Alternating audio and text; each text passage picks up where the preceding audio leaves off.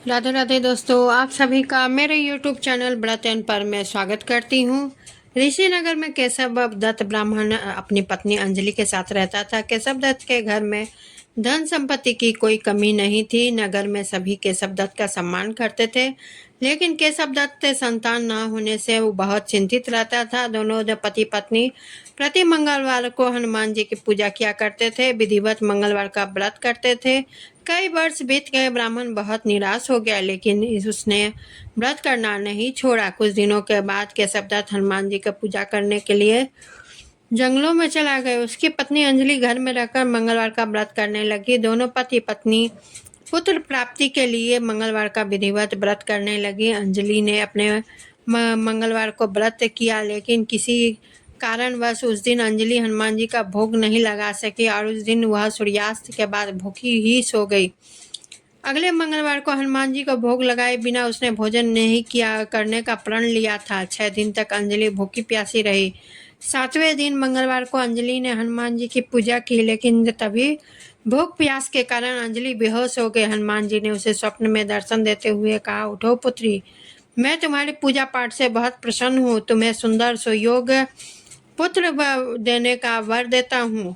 यह कहकर हनुमान जी अंतर्ध्यान हो गए और वहाँ तत्काल अंजलि ने उठकर हनुमान जी को भोग लगाया और स्वयं भोजन किया। हनुमान जी की अनुकंपा से अंजलि ने एक सुंदर शिशु को जन्म दिया। मंगलवार को जन्म होने के कारण उस बच्चे का नाम मंगल प्रसाद रखा गया।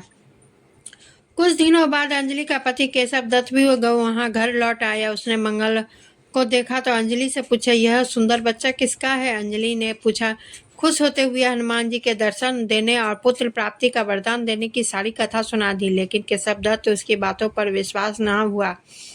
उसके मन में पता नहीं वह कैसे वो कलुषित विचार आ गया कि अंजलि ने उसके साथ विश्वासघात किया है। अपने पापों को छिपाने के लिए अंजलि झूठ बोल रही है। केशव दत्त ने उसे उस बच्चों को मार डालने की योजना बनाई। एक दिन केशव दत्त स्नान के लिए कुएं पर गया। मंगल भी उसके साथ गया। केशव दत्त ने मौके देखकर मंगल को कुएं में फेंक दिया। घर आकर बहाना बना दिया कि मंगल तो कुएं पर मेरे पास पहुंच ही नहीं सका। केशव दत्त के इतने कहने के ठीक बाद मंगल दौड़ता हुआ घर लौट आया।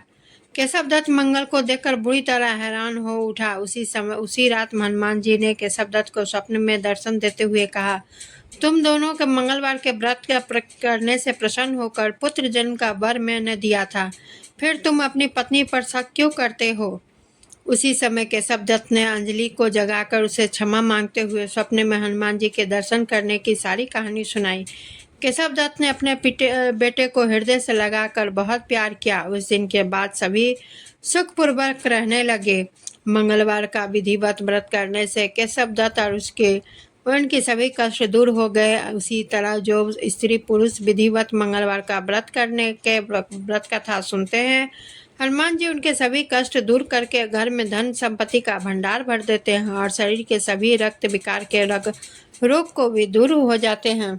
दोस्तों, ऐसे मंगलवार की सबसे बड़ी आसान प्रक्रिया यह है कि आप अगर व्रत ना रख सको उस दिन प्याज लहसुन नहीं खाना, और मंगलवार के और शनिवार के दिन बजरंगबली को सिंदूर और तेल का टीका अवश्य लगाना, जिससे आपका शरीर स्वस्थ रहे और घर से नकारात्मक ऊर्जा की प्रवेश बंद हो जाए।